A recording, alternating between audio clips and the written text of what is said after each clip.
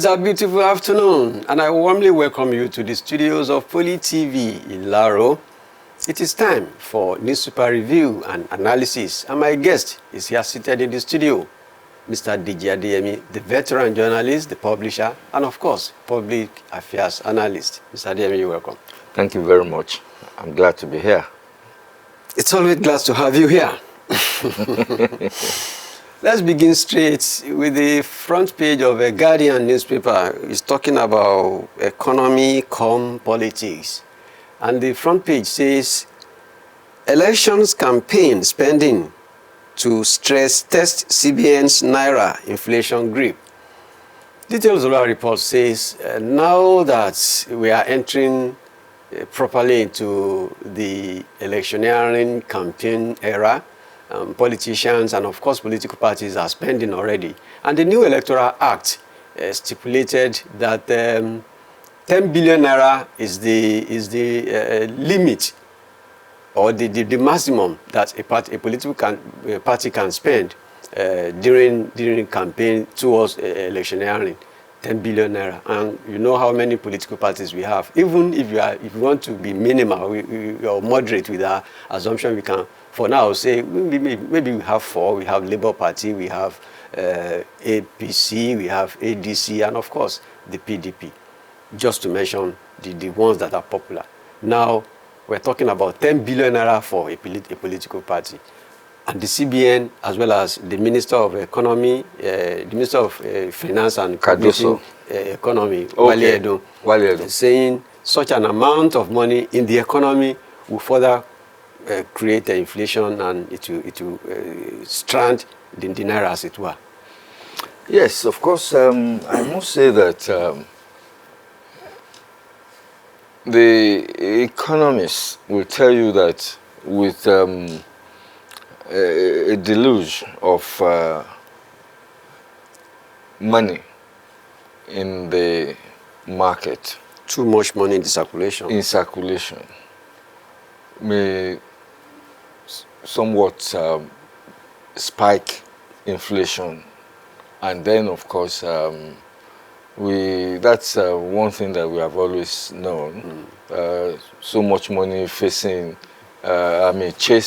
few goods. Obviously, there will be a disequilibrium.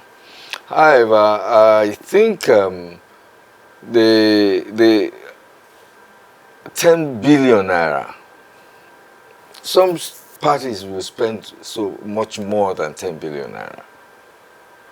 And then what happens? It will, in a manner, impact negatively on the kind of results we are getting from the reforms that the president has put in place. And just sincerely, one can say that the reforms, economic reform for that matter, may just as well, we are seeing some kind of results. Yesterday, I was talking somewhere and we were looking at the naira to the dollar. And somewhat, we found out that the exchange rate hovers around 1.3, 1.4. Yeah. And if you compare it to what it has always been, we were looking at 1.8, even at a point when the administration first came in. It was almost 2,000 naira to $1. And then these are a situation where I think we need to be careful, or the managers of our economy need to be careful. We cannot afford to take one step forward and 3 steps backwards. And the administration needs to kind of monitor the spending of the politicians, the kind of I mean, what I'm saying is that even INEC, for example, must be up and doing, and try as much as possible to kind of monitor the spendings, though it could be very difficult to monitor, because it's not as if they spend money and they go and show INEC their invoices. And these are the money spent during electioneering campaigns are not, they don't come with invoices, you know, so I mean, people will spend money. In fact, some monies had already been warehoused somewhere, and it would be spent. In fact, so I would say that the alarm raised by CBN and the Ministry of Finance is quite very appropriate, and because we need to do elections, should not disrupt the kind of the gains that we are seeing now, because after elections there's still life. We'll still have to live. So it is a thing that I think the managers, let me put it that way, should sit up to, and I hope somebody listens and somebody will do what is right at the right time. Okay. Like Sadiemi said, we should not take a step further and then step backward. Yeah, it will be counterproductive. So we will move forward. Still on the economy, we are going to the front page of Punch newspaper, and Punch says presidency defends Tinubu as legal titans split over executive order. The kicker to that story say oil revenue row, presidency defends Tinubu as legal titans split over executive order. A few days ago, President Tinubu signed an executive order mandating stoppage of a 30% cut being implemented by NNPC. The money generated by NNPC, they withhold 30% and pay the remaining to the federal government post. Now, executive order says, no, stop it. As you earn it, return everything to the TSA, single treasury account. And it has caused furore, particularly by Pengasan, this union within the oil industry. They are saying the federal government doesn't have the right, that the PIA Act, Petroleum Industry Act, allows NNPC to do such. And the presidency is saying, no, whatever is not supporting the constitution should just stay there. The constitution takes supreme. I will tell you, Femi, that laws are made for the people. People are not made for laws. When a law is found to be defective, then of course it could be tinkered with and made to align with everyday what flows in the society. I don't know why Pengasan is kind of coming up with this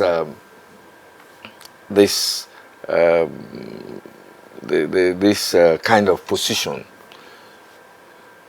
Many people have hailed the president for that executive order because we all know the kind of leakages, the kind of behind the scenes things that go on in NNPCL, or even since NNPC in those days. How when the Constitution says, or when there's a law that says that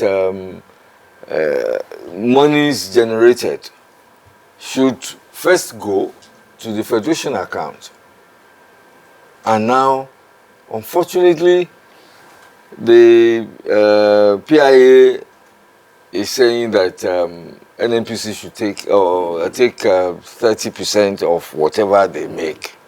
It runs counter to what the law says, that all monies generated should first go into the federation account, and the federation and of course the fiscal commission will now distribute distribute remit accordingly. Yes, accordingly to the federal, to the state, and then the local government. And so, when the president, in his wisdom, finds out that something is inherently wrong in the fact that 30% of what, and of course, don't forget that NNPC is the money maker in Nigeria. So if they now take 30% and send 70% to the federation account, what remains? What worries me is that this Petroleum Industry Act that we're talking about, when it was signed into law by former President, late General Muhammadu Buhari, it was celebrated as what will transform our oil and gas industry and whatever.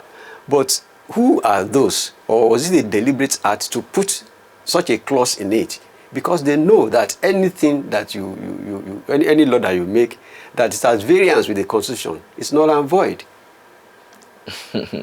Well, was it deliberate? I can tell you that it's all about interest. Some people have their interests, and they are protecting their interests, and that's why they could go ahead and put such a clause into the act, that is the PIA. And but if it's not working, okay, with what they have put into with the 30%, what has been the performance? What has been the result of NNPC, as it were? In terms of have they done so much of frontiers exploration? Is it that the refineries that we have, are they working optimally? Are they even working averagely? Or are they not even working at all? That's those are the things that we should look at. If you put a law down and you find out that it is not working, then, for heaven's sake, go around and tweak it and make it beneficial to the people. Okay, we move to the front page of Tribune newspaper. Tribune says, Lagos airport fire, 6 injured, 14 trapped persons rescued. Lagos airport fire, 6 injured, 14 trapped persons rescued. There was an inferno at the Lagos airport yesterday. Yes. In fact, reports say it started from the server room, and it led to temporary closure of our airspace and, of course, the entire airport. Thank God normalcy has replaced. But I think we should learn a lesson from such an incident. Yes, yes. You see, this could be described as something accidental. And of course, what has happened, because in recent times, I must give Festus Keyamo kudos in terms of the MM2 was renovated, and there is an ongoing reorientation of members of staff, people, operational people in the place, even though some of them still behave antithetical to what we expect of them. But the operations has improved. But what this has happened is just maybe accidental, as I said. But the way I look at it, they should just go ahead and maybe there has to be some kind of constant maintenance or management of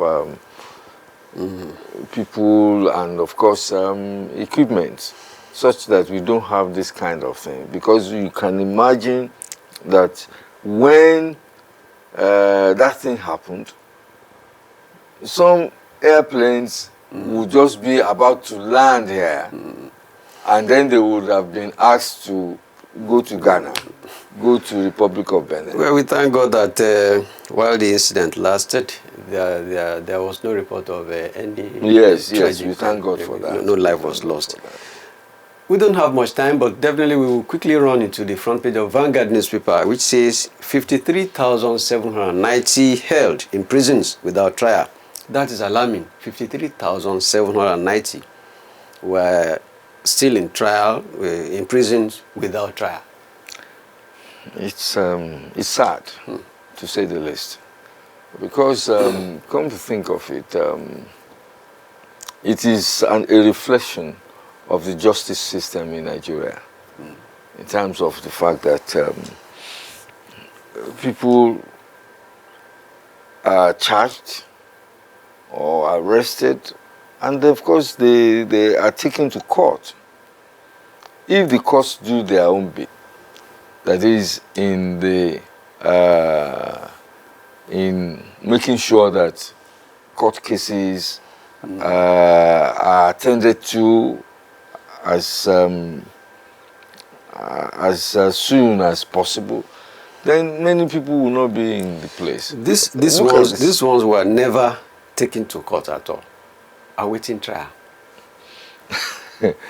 Well, they were just in custody, awaiting trial. It just means that the Minister for Interior Affairs needs to up his game, even as people are really praising him for the kind of innovation he has brought into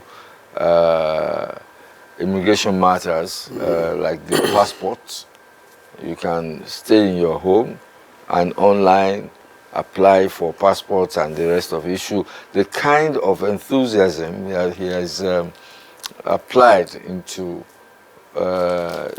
that sector of his business, his work, should also be applied to the prisons. We just hope that somebody will do something meaningful. Year in, year out, governments have come and pay lip service to rehabilitating or restructuring the justice system that we mentioned. And if that is in place, we won't be saying all this, because this figure is very alarming. 53,790 are waiting trial, and they were never taken to. It's quite alarming. Let's just hope that they do something in the administration, particularly in the administration of justice. Okay, thank you very much, Mr. Adeyemi. I quite appreciate your thoughts, like always. Thank you too. That is the program this afternoon. We'll be back with a fresh edition of Newspaper Review and Analysis tomorrow. Take care of yourself.